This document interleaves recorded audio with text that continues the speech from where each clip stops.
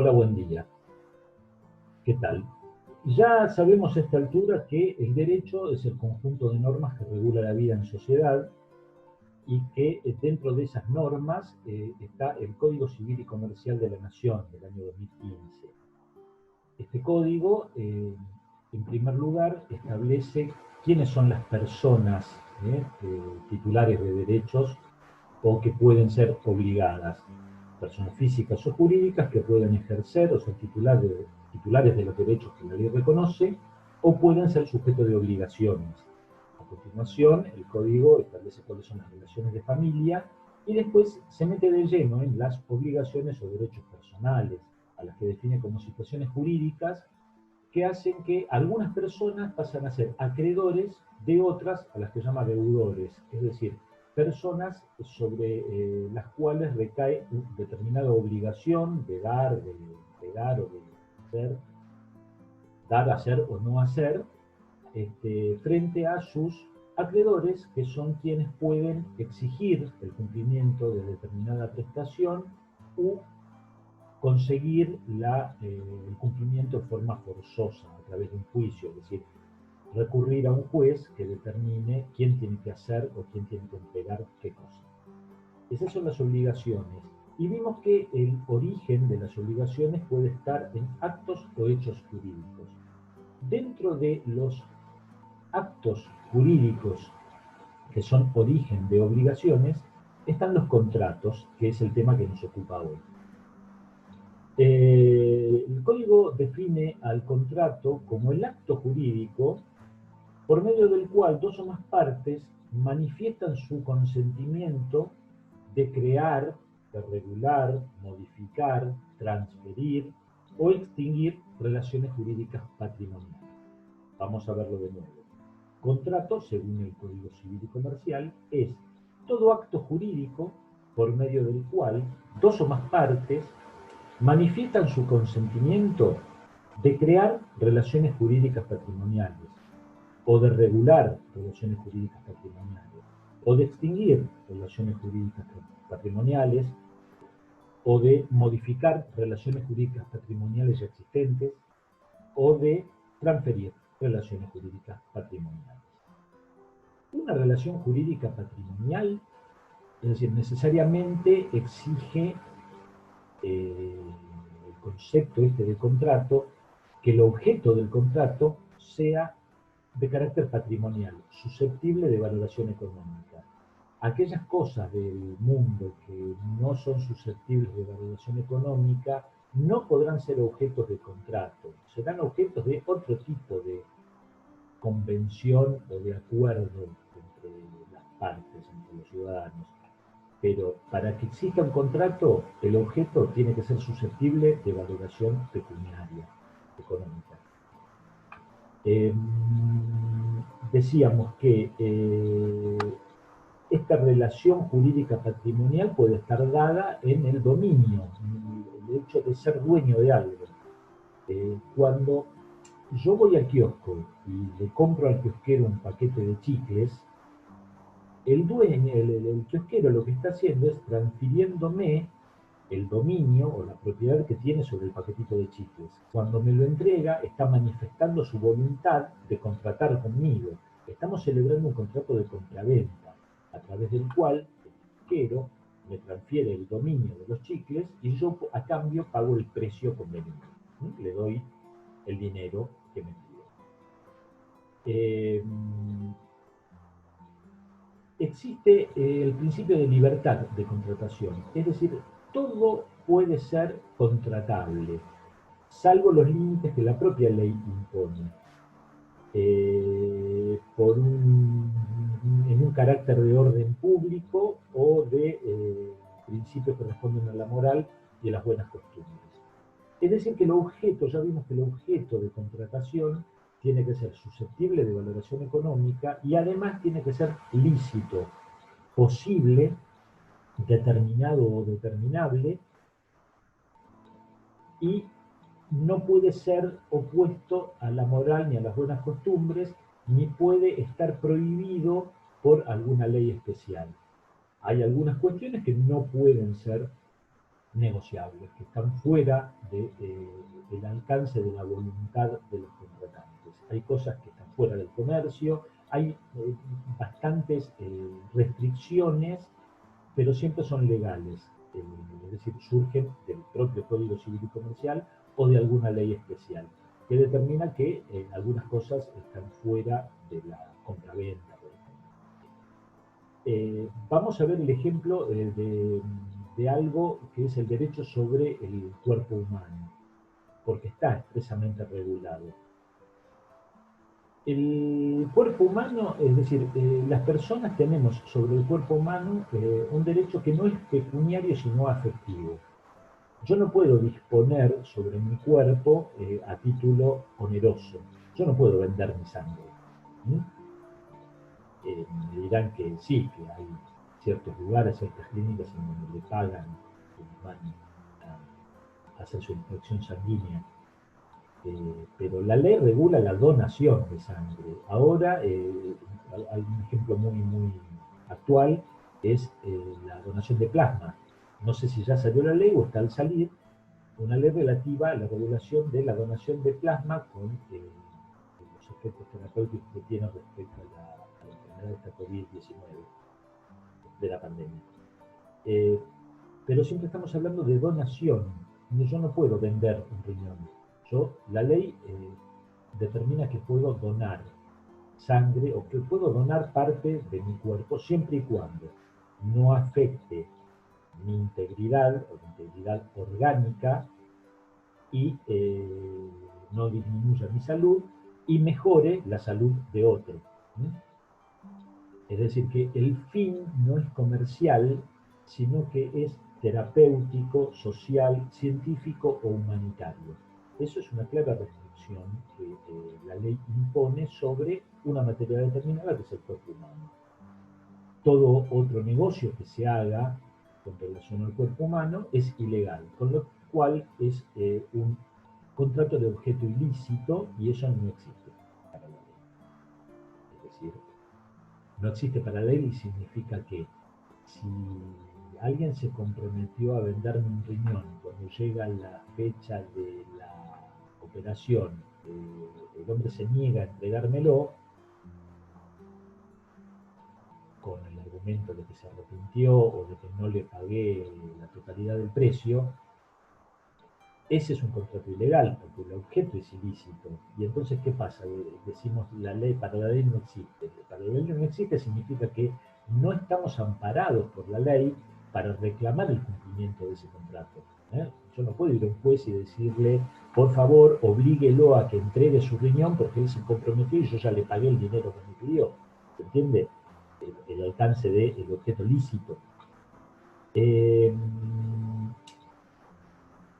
La causa de los, los requisitos de los objetos de los contratos, las causas de los contratos, la causa es el fin lícito que determina la voluntad contractual y esa voluntad también tiene que ser lícita. Como vemos, tiene que estar todo de acuerdo a las disposiciones legales. Rige el principio de buena fe en los contratos. Esto significa que se presupone que cuando contratamos, cuando prestamos nuestro consentimiento para contratar algo, lo estamos haciendo de buena fe. La ley presupone que yo no estoy celebrando un contrato con intención de hacerle trampa o de defraudar a la contraparte. Obviamente, si la buena fe se presume, la mala fe tendrá que ser probada. Existe la libertad de formas de los contratos, es decir, todo contrato puede ser celebrado con la forma que a mí se me ocurra. La ley no impone ninguna forma determinada, salvo algunas excepciones en donde sí la ley impone formas. ¿Cuáles son estas formas? Por ejemplo, la escritura pública. Cuando los contratos versen o tengan que ver sobre derechos reales, sobre bienes inmuebles o sobre bienes registrables, como ser automotores, aeronaves, embarcaciones, bueno, ahí la ley impone escritura pública. ¿La escritura pública qué es? Es un instrumento escrito, es un acta, labrada por escribano público. El escribano público es un ciudadano que ha reunido ciertos requisitos que la ley impone para ser considerado fedatario, es decir, que da fe de lo que dice ese instrumento, ese acta, esa escritura, que da fe de certeza, da fe de verdad. El escribano lo único que está diciendo es que lo que dice el acta es verdad. ¿Se entiende? Así, la ley impone para ciertos contratos el requisito de que sean formalizados en escritura pública. El resto de los contratos son todos no solemnes, no formales.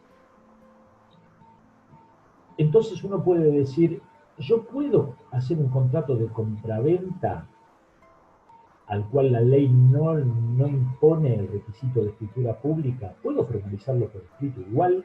Vamos a poner el ejemplo. Yo tengo una cadenita de oro de un valor relativamente medio. Vamos a decir que mi cadenita de oro vale 5.000 pesos. Y yo se lo vendo a mi vecino. Le vendo la cadenita de oro de mi propiedad a mi vecino. Yo puedo formalizarlo por escrito eso. No hace falta que vaya un escribano público, pero podemos hacer un escrito en donde las dos partes decimos que en Lomas de Zamora, en la fecha de hoy, yo le hago entrega a mi vecino fulano de tal de una cadenita de oro con tales características a cambio de la suma de 5.000 pesos en efectivo que recibo en este acto. Y firmamos los dos. Eso es un contrato de compraventa escrito. Es un contrato formal, lo hicimos formal. En realidad no es un contrato formal, es un contrato informal porque la ley no impone ningún requisito de formalidad para que exista. ¿Y por qué decidimos hacerlo por escrito? Múltiples pueden ser las razones, así como el fin del contrato, los fines de los contratos pueden ser múltiples, es decir, ¿qué es lo que me lleva a mí a desprenderme de la cadenita de oro? Puede ser la necesidad de dinero. ¿Por qué él decide comprarme la cadenita? Porque le gustó, porque quiere invertir en oro, en fin, así como hay infinidad de supuestos a través de los cuales las partes manifestamos nuestra voluntad de contratar, del mismo modo hay infinidad de razones por las cuales las partes preferimos formalizarlo de algún modo. Y esta formalización del contrato, es decir, puede ser que yo prefiera tener por escrito que mi vecino me compró la cadenita, porque el día de mañana le quiero demostrar a mi familia, a mis parientes, que yo la cadenita la vendí y no la regalé, por ejemplo. Entonces, estos contratos a los cuales la ley no exige una formalidad que determina su existencia, es decir, yo le vendo la cadenita a mi vecino y si no le escribimos el contrato existe igual. Lo formalizamos por una cuestión probatoria.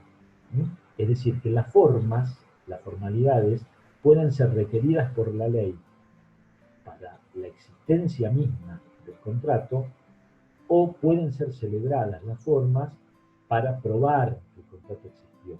¿Se entiende la sutil diferencia? ¿Por qué yo quiero asegurarme de que puedo convencer a toda la gente que el contrato existió? ¿No me basta a mí con haber entregado la cadenita y haber decidido el precio? Eventualmente puede ser que no, que eso no alcance. Y en ese caso formalizamos.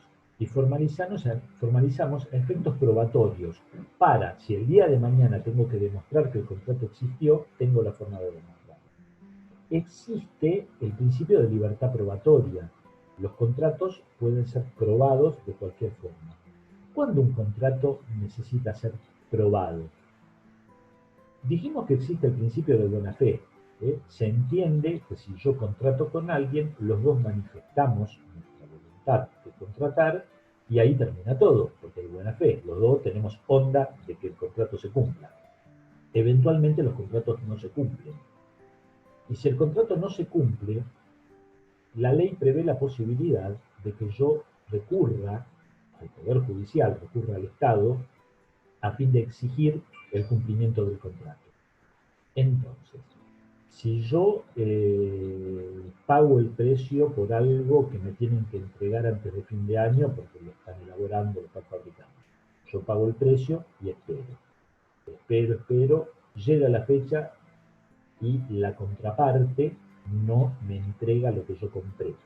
Hay un contrato de compraventa frustrado, un contrato de compraventa en el cual una de las partes no cumplió con la prestación de vida. Bien, yo lo llamo por teléfono, le mando carta de documento, voy a la casa, nada, el tipo no cumple. ¿Qué tengo que hacer? Ir a un juzgado. Inicio un juicio por cumplimiento contractual. Le pido a un juez que lo diga, cumpla, que me entregue la cosa que yo ya pagué, o que me pague una indemnización por los daños y perjuicios ocasionados, o que me devuelva el dinero con los intereses. En fin, todas las posibilidades que se abren a partir de un juicio. En ese juicio, el juez no tiene por qué creerme a mí. Yo voy y le cuento, mire, yo celebré un contrato, pagué y él no me entregó la cosa como me la tenía que entregar.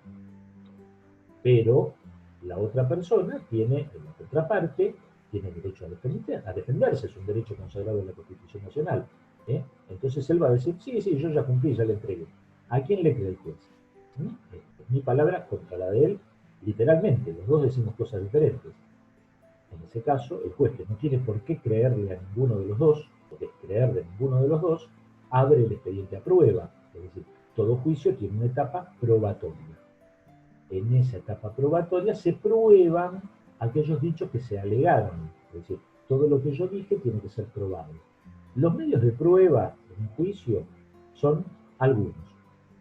La prueba testimonial, que radica en los dichos que digan las personas de lo que percibieron a través de sus sentidos.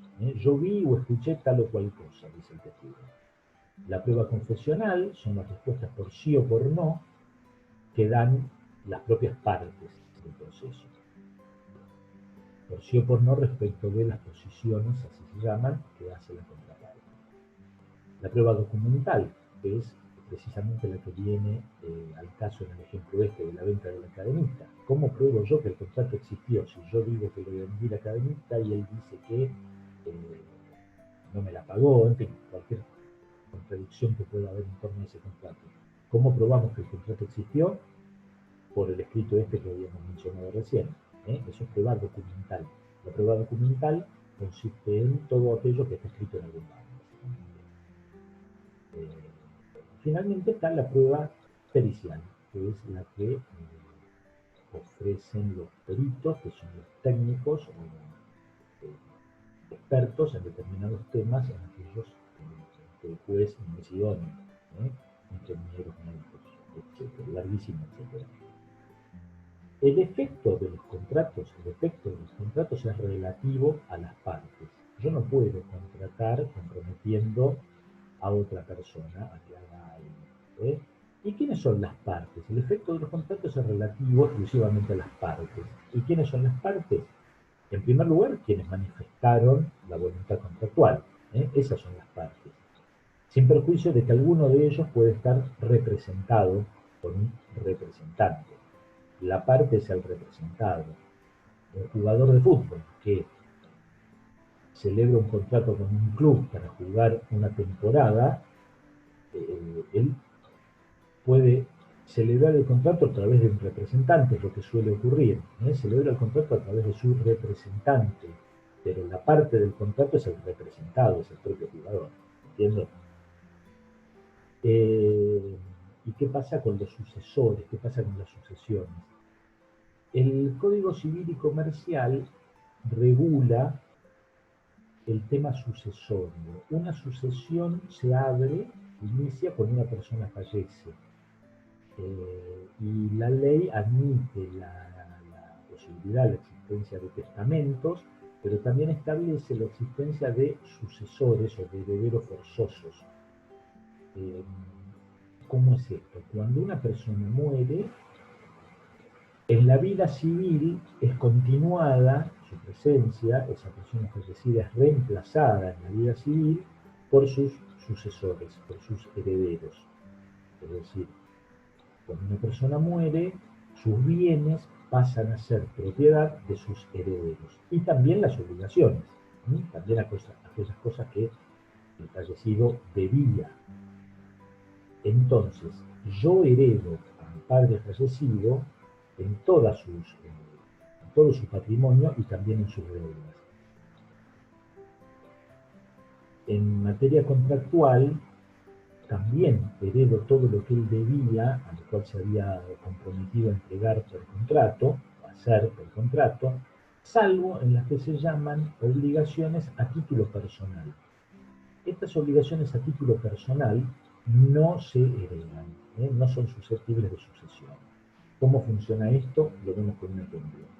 Vamos a suponer que mi padre era pintor, era artista plástico, más o menos consagrado, más o menos famoso. Le encargan un trabajo, contrata la realización de un trabajo, un cuadro, una obra pictórica, para entregar antes de fin de año. Y antes de fin de año fallece sin haber entregado esa obra. Por ahí le empezó, por ahí no le empezó. Yo heredo de mi padre el atelier, la casa, el auto, la casa en la costa, las pinturas y los pinceles. Heredo todo. ¿eh? Y también heredo las deudas que tenía, algún cheque que había pagado, pero no. ¿Qué pasa con esta obra que se le encargó y él no entregó? Yo no puedo heredar esa obligación, porque lo contrataron a él porque él era el artista plástico. Yo ni siquiera sé pintar. Entonces yo no me es exigible a mí como heredero del pintor realizar la obra que le encomendaron a él, porque se le encomendaron a título de su persona. ¿Me entiendes? Las obligaciones intuito personal, así se llaman, las obligaciones a razón de la persona, no se heredan. El objeto de la obligación puede presentar vicios ocultos o evicción. Quien transmite una relación jurídica patrimonial garantiza los vicios ocultos que pueda presentar el objeto de esa contratación y también garantiza la evicción. Los vicios ocultos hacen a la materialidad, al funcionamiento, a las características propias de la cosa en tanto materia física. La evicción hace al derecho, es decir, si yo me comprometo a entregar algo, estoy garantizando evicción, estoy diciendo que ese algo es mío o que tengo derecho a entregarlo, ¿entiende? Si el día de mañana salta que estoy vendiendo algo que en realidad es ajeno, ahí estoy cometiendo un delito, ¿no? Que se llama estelionato, pero bueno, no viene mayormente al caso. No hemos hecho mención que la ley clasifica los contratos, da, según distintos criterios, distintas clasificaciones. Nos habla la ley de que existen contratos a título oneroso o a título gratuito. A título oneroso son la mayoría, la compraventa. Yo vendo algo y necesito, quiero que sea satisfecho el precio, porque quiero el dinero a cambio. A título gratuito puede ser un contrato de comodato, por ejemplo, que es el contrato de préstamo, o el mutuo, que es el contrato de préstamo de cosa fungible, de dinero. Yo puedo prestar dinero a título oneroso o puedo prestarlo a título gratuito si se trata de un pariente. Por ejemplo, no tengo interés en ganar dinero, en especular con cierto margen de ganancia cuando le presto dinero a mi papá. Entonces, es un mutuo a título gratuito. Hay contratos que son formales y no formales, esto más o menos ya lo mencionamos, son contratos formales aquellos a los cuales la ley, para la existencia misma del contrato, exige cierta formalidad, son también llamados contratos solemnes, y en cambio hay contratos no formales que son la mayoría. Es decir, la ley para su existencia no exige una formalidad determinada, lo que no implica que no puedan ser formalizados igual. Y hay contratos nominados y contratos innominados. Contratos nominados son aquellos a los cuales la propia ley, el propio código establece les otorga un nombre y establece alguna regulación. Por ejemplo, la compraventa, el mutuo, el comodato, la locación, que es el alquiler, tantos otros.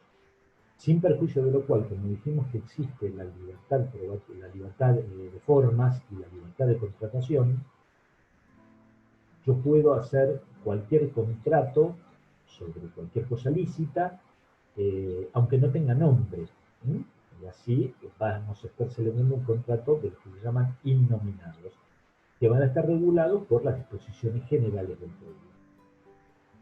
Finalmente nos habla el código de los contratos de adhesión, y son aquellos contratos en el cual una de las partes no interviene en su redacción. ¿eh? Es muy habitual, por ejemplo, esto en la compra de planes de ahorro. Los automotores usan mucho esto. Cuando uno adquiere un automotor a través del sistema de plan de ahorro, uno va pagando la cuota y por sorteo o licitación puede obtener rodado y sigue pagando. Este es el típico ejemplo del contrato de adhesión, en donde el concesionario o la compañía financiera, el banco que financia la operación, tiene redactado en su totalidad el contrato y el adherente lo único que hace en este contrato de adhesión es firmar su conformidad. Presta su consentimiento respecto de formas del contrato que ya están preestablecidas por el otro contratante, por la otra parte. El contrato de seguro, que es el eje de este curso, en materia del próximo encuentro, es característicamente un contrato de adhesión. Bueno, hasta aquí llegamos con lo que es contratos, espero que haya sido de utilidad para todos, nos vemos en el próximo encuentro, muchas gracias.